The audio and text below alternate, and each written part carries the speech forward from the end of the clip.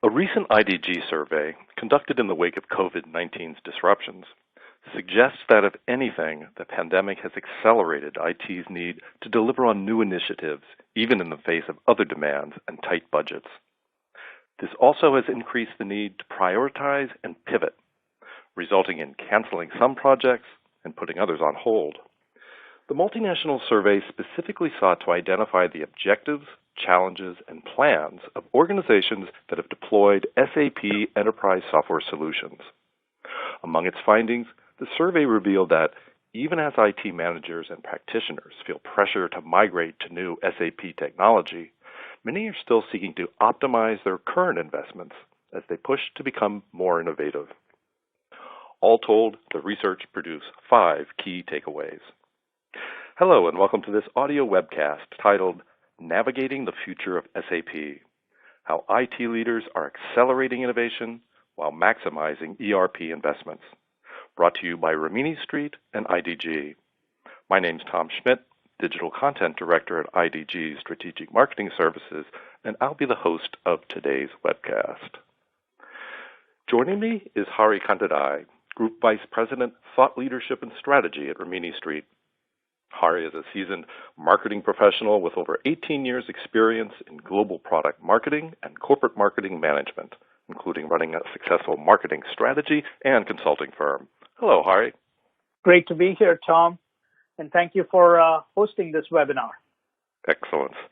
Well, let's start out with our agenda. We're first going to look at the IDG Global Market Pulse Survey respondent profile, get into those key takeaways I mentioned earlier, talk about why third-party support for SAP is a winning strategy, and we'll try to get into a few frequently asked questions. Let's begin with a little methodology.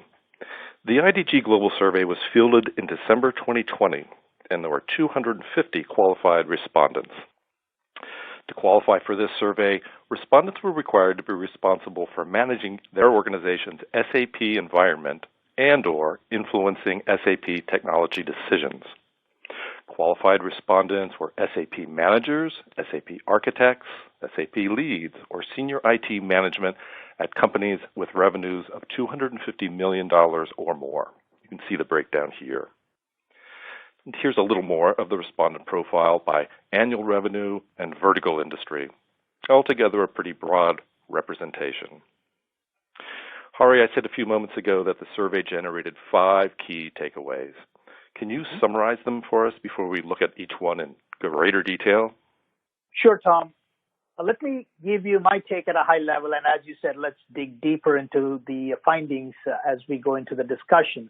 The first finding here, 95% of respondents indicate that their business needs are being fully or mostly met by their current SAP systems.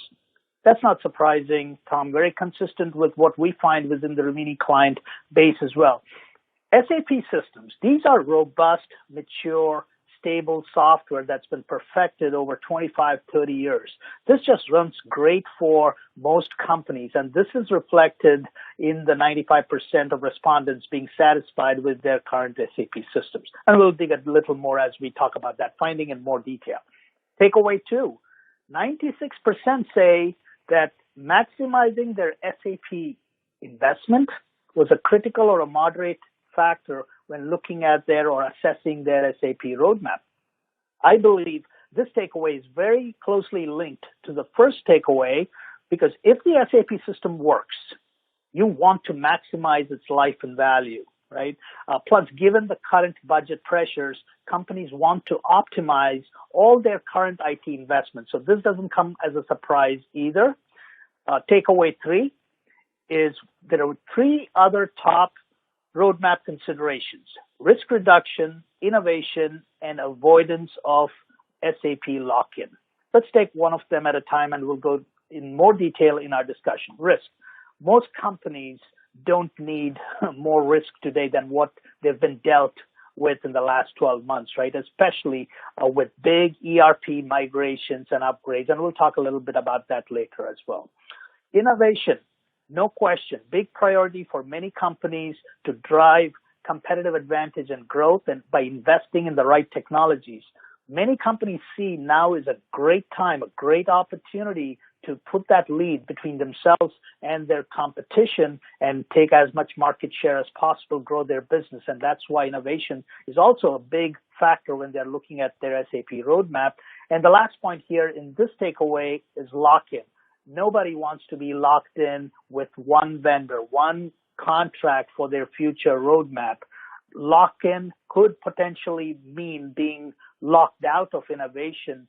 And as you can see, these are all interrelated, and we'll talk a little more about that. But those are three other top factors or considerations that I see from the survey. Takeaway 4 is 80% respondents report that the pandemic accelerated their demand for innovation. Very consistent with my conversation with CIOs, Tom. COVID-19 has certainly accelerated the demand, and I believe that's because of two things. One, companies are looking at new ways of working, making their employees more secure, more productive. And not only that, they're also looking at new ways of serving their customers, their partners, their suppliers, and other stakeholders. And all of that translates to accelerated demand for innovation, which is reflected in this particular finding. And lastly, 85% are using or considering third-party support as a strategy to optimize their current SAP systems. What this says is it shows that third-party support is being seen as a more mainstream and a strategic option. And it's also that the respondents are realizing it's not only about cutting costs, but it can enable a business-driven roadmap, which can be free from a vendor-dictated roadmap, for example. And it's also consistent with what we hear from leading analysts like Gartner and their opinions about third-party support and considering third-party support to be a safe haven when evaluating your future SAP roadmaps. Anyway, so those are the high-level summary of each of these takeaways, and we'll go into a little more into that discussion as we go through each of the findings. So back to you, Tom. Excellent. Hari, you've done a wonderful job of teeing up the takeaways, so to speak. So let's take a look at closer look at the first one. 95% of respondents indicated their business needs are being fully or mostly met by their current SAP systems. What does that indicate besides very high satisfaction rates? Sure. As I said, SAP systems, these are stable, mature systems that has everything you need to run most businesses today. And this is testimony to SAP software, the robust software that they have perfected over the last 25, 30 years. And you can see that this sentiment is across all regions. When you look at the graph on the right, when across regions, they say that they have everything that they need to, and their current SAP systems fully or mostly meet their business needs. Now, not only is it good software, but it's also the fact that most enterprise companies have customized their SAP systems either moderately or highly customized to meet their unique needs. So as one large manufacturing CIO told me, Tom, it fits me like a glove. It does everything we need to run the business effectively today. So all of that, I think both those factors, the combination of a great software plus the ability to have customized it, is what I see that is reflected in this survey. So to summarize, it's mature, stable software that's customized to meet unique business needs. And I believe that's the reason for the overwhelming satisfaction of the respondents with their current SAP systems. Great. Thanks for that context. Let's look at the second takeaway. When assessing their SAP roadmap, 96% said maximizing their existing SAP investment was a critical or moderate factor. Yeah, as I said, this ties closely with the first takeaway, Tom, as I mentioned. Right? Companies have a perfectly running system. It's customized to meet their unique needs. It fits them like a glove, as that CIO said. And many have invested millions over the years to make sure that their SAP system fits their requirements. So hence the need, the desire to maximize the life and value of what they have today. I was talking to a chief operating officer of one of the largest media companies in Southeast Asia just earlier this week. He said his top priority is to sweat their assets and current investments for as long as possible. His words, It just works. So why mess with replacing or migrating back-end ERP systems now? There are more pressing business priorities than refreshing or replacing ERP systems at this time. And this ties to the finding that you see in the subheading in the box in the blue there, the second point about 98% of respondents say that they want to optimize current IT investments because they've already invested so much in it, and they want to see how they can maximize the life and value of that. But I also see a broader point here, Tom. I also see that in addition to optimizing their current system is the impact on the budget as well. The first finding in the subheading there in the blue box, 99% cite managing and running their IT operations effectively as one of the top priorities when they're assessing their SAP roadmap. Tells me that they're looking at different ways, innovative ways to take out the inefficiencies of running their SAP system as well. So if you put those two together, these are pragmatic strategies. One is you are maximizing what you have in place today. And second is you're becoming efficient and effective at what you run today. When you put those two together, you finally end up freeing a lot of your budget, your people, your time, your resources that can be used for other things. So it doesn't surprise me that 96% say that they want to maximize their current SAP system, very consistent with what we hear from our Rimini Street client base as well. Got it. Here we are at takeaway number 3. Additional SAP roadmap considerations range from risk reduction and innovation needs to avoidance of vendor lock-in. Very interesting. Yes, absolutely. Those 3 topics keep coming up in our conversations as well. Let's start with the risk reduction. 96% say that it's a critical or a moderate priority when they are looking at their next generation or their SAP roadmap. The common theme or the general sentiment with the CIOs and IT leaders that I talk to is that now is not the time for companies to make any big risky moves, like ERP migration as an example. One public sector CIO, Tom, an SAP customer, told me that there were more critical needs to be met. Elderly services, for example, child services, mental health services. Those are the priorities that he is focused on. No appetite for undertaking any big risky projects that will suck up time and resources. No big bang back-end ERP refreshes or migrations on his agenda. So that tells me that, of course, it's a huge factor. And 96% want to reduce their risk profile, not increase it. And focusing on back-end systems is one example of how that could improve or increase your risk profile. So companies don't want to do that, and that's what's reflected here in this 96%. The second point about the need for innovation, 95% say that need for innovation is a very important priority as they look at their SAP roadmap. And there's no question, right? This is driven by new customer demands. This is driven by the evolving needs of the business. Business models have changed in the last 12 months dramatically. Companies are beginning to realize that they can innovate. They want to be focused on a business-driven roadmap as a priority. And that's what this finding reflects, is the need for innovation. But here's the question, though. The question is, do you wait for SAP to deliver that innovation that is going to be so important when you decide your next generation or your future SAP roadmap? And that may come in the form of S/4HANA, or do you want to accelerate the innovation right now around your core SAP system with best of breed, best in class solutions? These are faster, cheaper, more agile solutions. For example, BI solutions or mobile or analytics, social, any other customer-facing technologies.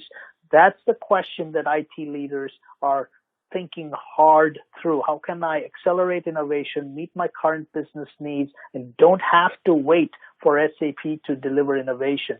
As you can see with this finding, 95% say it is needed. I have to have innovation in my next future roadmap of my SAP. So the question is, how are you going to get it?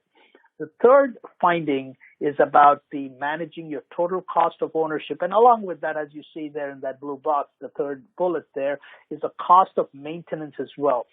Cost of maintenance and the managing your total cost of ownership of running your SAP environment is becoming prohibitive for many SAP customers. And that's what's being reflected here. Cost of SAP maintenance, for example, is typically one of the biggest IT budget line items that's been taken a hard look at by IT leaders and CIOs. And it's not only that, but it's also the total cost of ownership, right? It's not just the maintenance part of running and supporting your systems, but what are the other costs that go with it? And later in the discussion, I'll share with you Rimini Street's point of view on total cost of ownership as we see it. Next point here is avoiding vendor lock-in. Getting locked in with SAP or having one contract for all of your needs could be risky. It could mean lack of flexibility. It could mean potentially locking you out of innovation. It could be expensive in the long term. So you have to take a hard look at what that strategy means to you and your business and the impact of putting all your eggs in one basket, so to speak. So that's a big consideration is what this survey is telling us. And finally, the maintenance deadlines, which you see as the second point in the last bullet there, that's another factor to consider as that certainly adds more to the risk equation, going back a full circle to the first point here. You know, the reason that can be a risk equation is because maintenance deadlines typically force customers, in this case, SAP customers, are being forced to move now to the new S/4HANA platform with the impending end of support deadline for mainstream maintenance for their business suite applications coming up in 2027. And that's not a good situation to be if you are an SAP customer, and especially if you don't see a business need or an ROI to move now. So that also is one of the top factors when you're looking at your next SAP roadmap, is what I walk away with these findings, Tom. Terrific insights, Hari. Thank you very much. It just seems like there's more urgency to these priorities than ever before. So contrary to what some observers might have guessed, the disruptions caused by COVID-19 didn't dampen organizations' desire to innovate. In fact, according to our fourth takeaway, 80% reported that the pandemic accelerated demand for innovation. Not surprising at all. And I would have thought the same about 12 months ago, that innovation and anything about digital transformation is going to take a backseat. Absolutely contrary to all of that. It's proven us all wrong. In fact, a CIO of a major water district in the Midwest, an SAP customer that I spoke with recently, Tom, told me how he accelerated his digital initiatives despite having tremendous budget pressures, especially being in the public sector industry. He said he was able to achieve in 6 months his digital agenda, his digital priorities, what would have taken him normally 2 to 3 years to do. And as we all know, necessity is the mother of invention, right? This is why companies are pushing their digital agenda aggressively, because they need to meet their changing customer demand. They need to keep their employees safe, secure, productive, because models changed overnight. They may be looking at cutting other areas in the budget, but not the digital and innovation investments. That's, it does become a question of survival too. Now, these digital investments are dependent on one key factor, in my opinion, and that is budget. And that brings us to the findings in the blue box. As you see, 52% said that they have less budget because of COVID over the last year.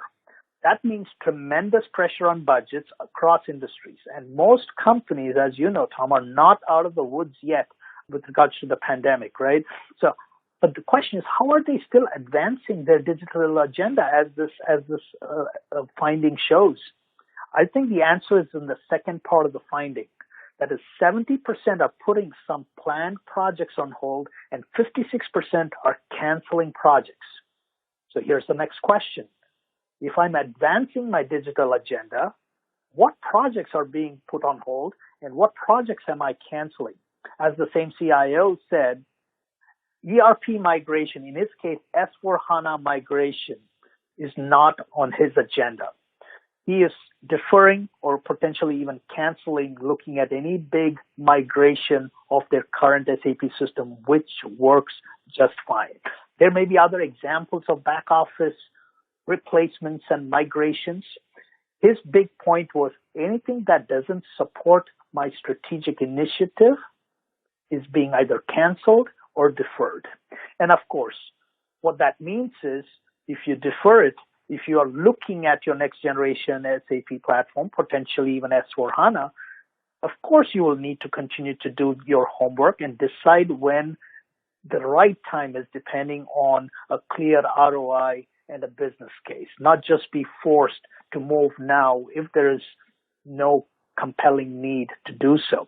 And that, I think, is the reason they're able to free up more budget dollars, free up more people, time, money to invest in digital innovation, despite the fact that budget pressures are tight. That's my opinion on this. Got it. All right, that brings us to the fifth takeaway. 85% are using or considering third-party support as one way to optimize their current SAP investments. Can you dig a little deeper into that one? Yeah, sure. Tom, this shows that third-party support is being viewed as a strategic option. It's just not about cutting costs. Sure it is. You're going to save money. But it's also about reinvesting the freed up people, the time, the money from just maintaining and supporting your SAP system and reinvesting those to higher value projects. This is how you can optimize your SAP system. You can add other innovative solutions around the edges of your SAP system. And that's a great way, as you see in the subheading there, that's a great way to monetize your SAP investment. From a roadmap perspective, by moving to third-party support, SAP customers, they gain the time, they gain the flexibility, but they still have the time to do a thorough assessment on the financial, the business impact of moving to S/4HANA. And here's the key. Without the pressure of a looming 2027 end of mainstream support for ECC applications. In the meantime, what they can do with third-party support is continue to execute on a business-driven roadmap, not being forced by the vendor to move to a new platform when there's no need. With the savings, with the resources, they keep advancing their strategic initiatives and contribute to the competitiveness of their company as well as the growth of their company. So it doesn't surprise me that 85% are using or considering third-party support as a strategy. And you will see later in the discussion that other experts like Gartner have also shared their opinions on why it is very fast, if not already, become a mainstream option. Got it. So, Hari, those were the takeaways from the Global IDG survey. How do they fit in with Rimini Street's view of the SAP landscape? And then can you tell us why SAP clients are signing up for third-party support? As you saw, Tom, great interest from SAP customers in the survey to explore third-party support with Rimini Street. And we believe here are some of the main reasons that go far beyond just the cost savings.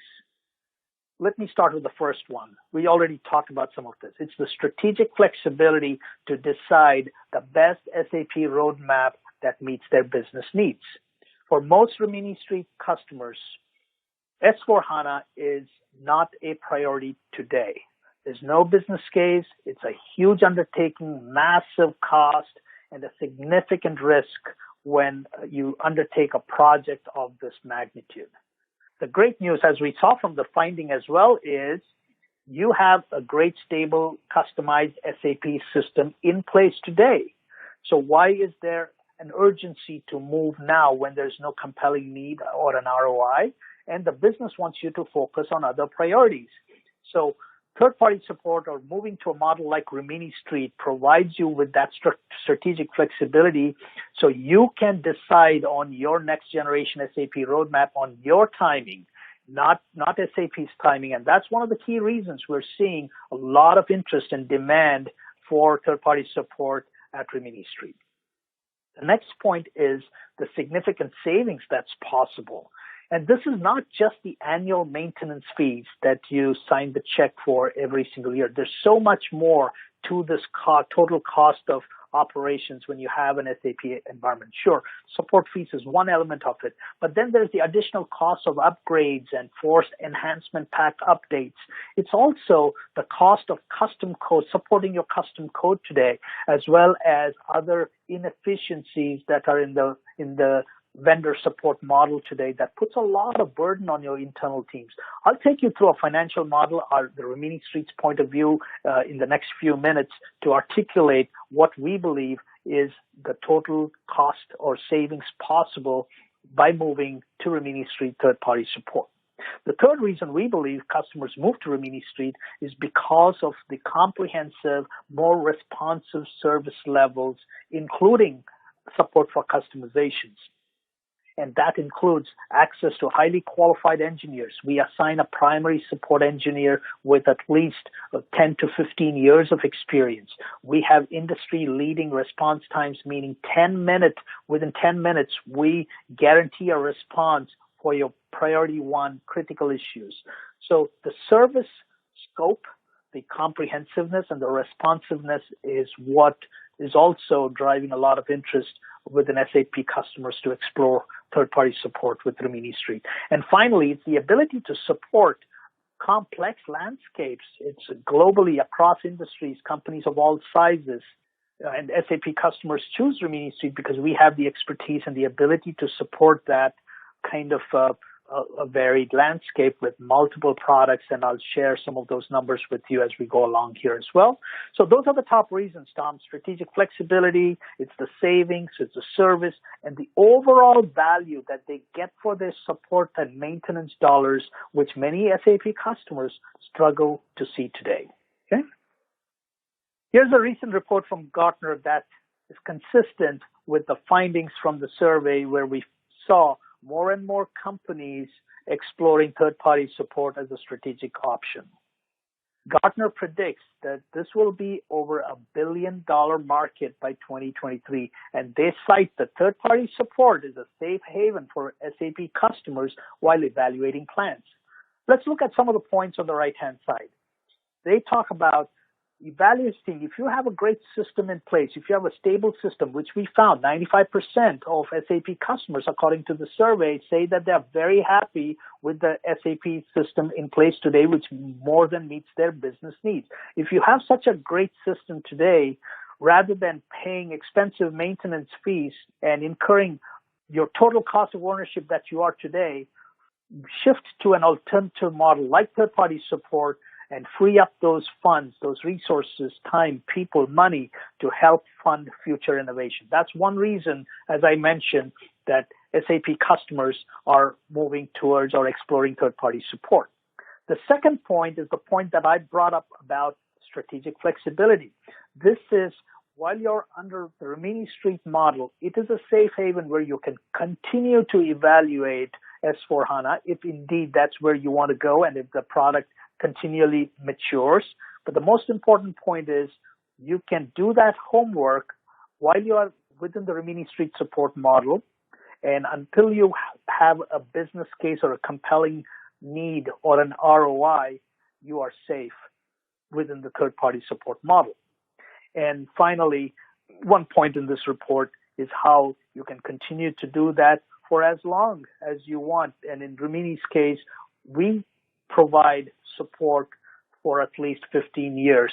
So you can use that time to explore what your long-term plan may be. But in the meantime, you're saving money, you're getting great service, and funding innovation as well.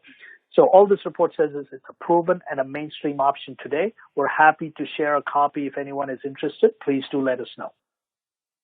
This is the model that I was referring to, the financial model, to give you a feel for the total potential savings that is possible with Rimini Street support. And this model is based on over 70 client ROI studies validated by Nucleus Research. Let's take a very quick look at the math and the model here. Let's start with the numbers on the left-hand side at the top. If you pay $1 million to SAP today as part, let's say, for your annual maintenance fees today, the reality is you are incurring twice that in your total cost of support. So if you're paying $1 million today, the true cost is $2 million. That's the reality today. So where is the additional cost coming from? It's all the categories beneath the waterline, so to speak. It's the forced upgrades and updates that you can avoid by moving to third-party support. For example, if you're paying $1 million today, the rule of thumb is your upgrade is probably double that, say $2 million.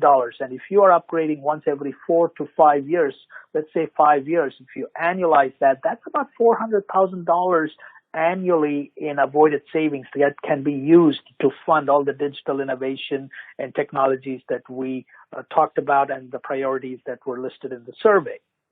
The second category beneath that waterline is support for customizations, because SAP's support scope does not include support for customizations. It's either your internal resources or an external partner that's doing it for you. And according to this study, that could be sizable. And if you're paying $1 million today, the estimate is you're probably spending about $300,000 in supporting your customizations. And the last category is about self-support. And this is what I mentioned in the previous slides, where when SAP provides you with batches of bundles and fixes, the burden is on your teams to do all the regression testing to find the right fix, to find the right update, to find the right patch for that problem. And also your teams spend a lot of time hunting for solutions online. All of that can add up and is in this category called self-support. And according to this study, that adds up to another $3 million annually that make up the total $2 million on the left-hand side. Now move to a model with Rimini Street. If you start at the top, the model is 50% off what you pay SAP today. So if you're paying $1 million, it's 50% off that, so $500,000. Everything else beneath that waterline goes away. You can upgrade, you can migrate at your own pace. You're not forced to do that because of an impending support deadline. Support for your customizations is included as part of the Rimini Street support model, so that is taken care of.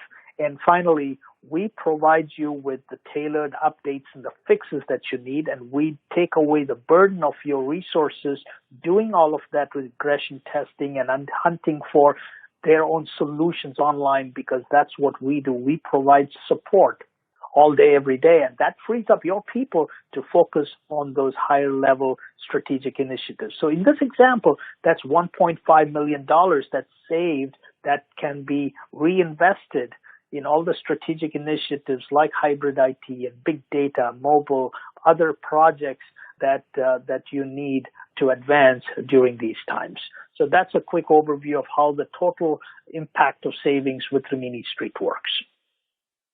This is just to give you a feel for the comprehensiveness of the support model, or the scope of the Rimini Street support model. We start at the top, which is the software support services, which is what we provide.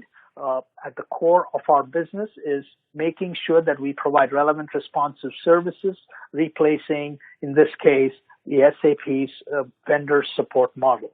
But what many customers are not aware are all the other services that go beyond our break-fix support services. We call these strategic advisory services that are available to you as part of the model, no additional charge. This includes security services, interoperability services, so you can continue to maximize the life of your system so it interoperates with other technologies within your environment. Functional road mapping services, cloud advisory services, so you can take advantage of the cloud in the right way. All of that is part of the model. And what you see at the bottom is also our latest entry into application management services, and we provide those services today for SAP customers as well. So bottom line, this is much more than just a break-fix model. You can run your SAP systems as long as you choose to. We commit to serving you, as I said, for at least 15 years, but these strategic services gives you the ability and the flexibility to run your SAP systems for as long as you like. And here's a quick overview about Rimini as a company. If you're not familiar with Rimini Street, we have been disrupting the enterprise software support industry since 2005. Today, we are recognized by industry analysts and clients as the global leader in third-party software support services. We're a public company with over 1,400 employees, operations in over 24 countries, and till date, we have saved over $5 billion in total support costs since our inception for our clients. Very proud of our team of support experts who delivered an average client satisfaction of 4.9 out of 5, where 5 is excellent, and we believe that this is the highest client satisfaction average in the industry. And all the product lines that you see below are the products that we support, about 24 product lines spanning across Oracle and SAP, Microsoft, and IBM databases as well. And as I said, we recently introduced our application management services for Oracle, SAP, as well as Salesforce customers. And we plan to expand this product coverage. And just to give you a feel for the SAP clients that we have on board today, as you can see there, over 670 SAP customers fall across different industries globally and different sizes have signed up with Rimini Street. 611,000, that gives you a feel for the number of employees of a certain client landscape that we support, all the way up to over the expertise in over 200 SAP modules and applications. So happy to share more about our client experiences, our case studies, as well as our capabilities once you start exploring the Rimini Street model. And at this time, thank you for listening and the opportunity to share who we are, what we do. And we look forward to serving SAP customers any way we can. So I'll hand it over back to you, Tom, with that overview. Hari, that was a terrific summary. We have a little time left in today's webcast for some questions, so let's get right to them. Here's the first one. Have the numbers you mentioned changed from pre-COVID to now? IDG ran the same survey last year as well, as you know, Tom. Some of the responses were similar, such as satisfaction with ECC, which goes back to the points I made earlier. It's a robust, stable, mature system. Customers were satisfied. SAP customers were satisfied last year as well, and that was reflective in this year's survey too. And also the fact that they wanted to maximize the value of their current SAP investments.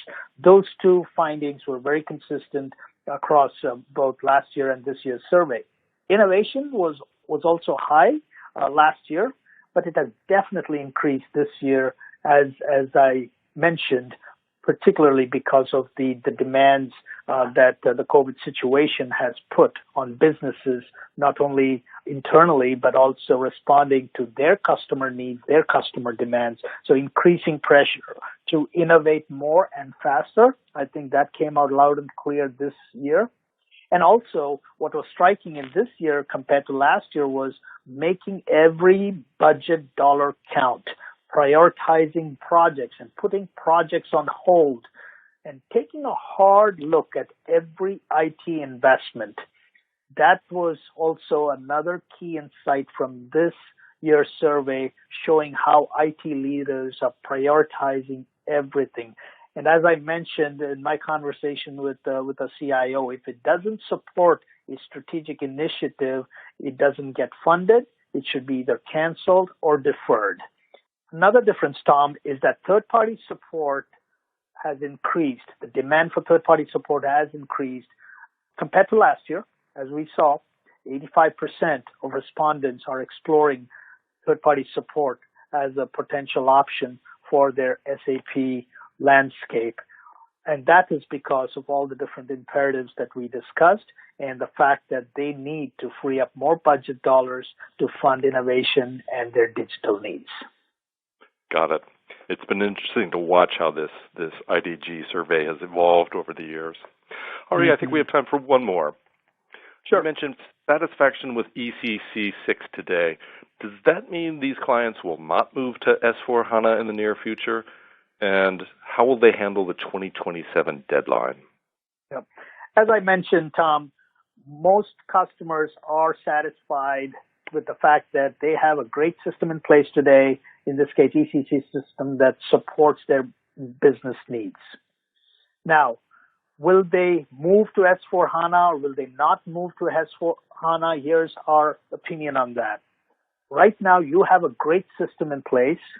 Our message is don't be forced to move to S/4HANA right now when there's no business need or a compelling ROI at this point.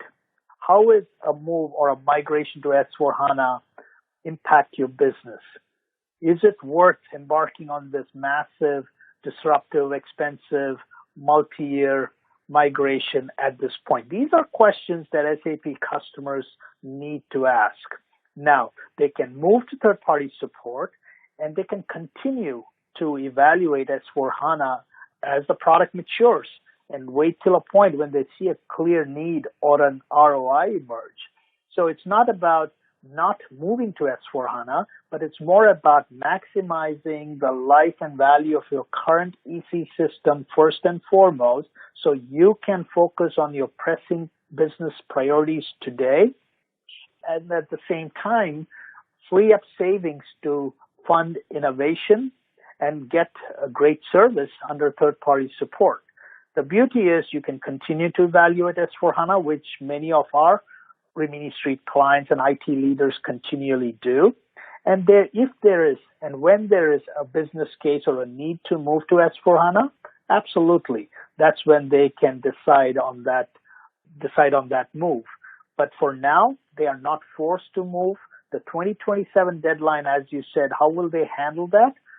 Very simple. By moving to a model like third-party support, they disconnect from that 2027 deadline.